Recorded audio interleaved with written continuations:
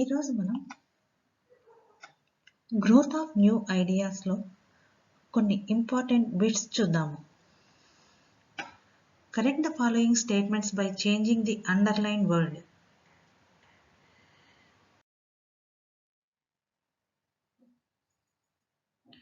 Ahimsa means freedom from the cycle of birth and death. The correct sentence is Nirvana. Nirvana means freedom from the cycle of birth and death. The Buddha is a state of mind in which there is no suffering. Moksha. The moksha is a state of mind in which there is no suffering. Non-injury to all living beings is called moksha. Ahimsa. The teachers of Buddhism are called Tirthankaras. Jainism.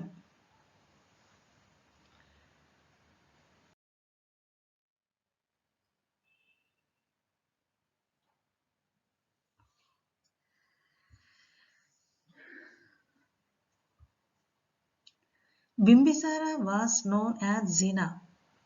Mahavira. Mundaka is a major Veda. Upanishada.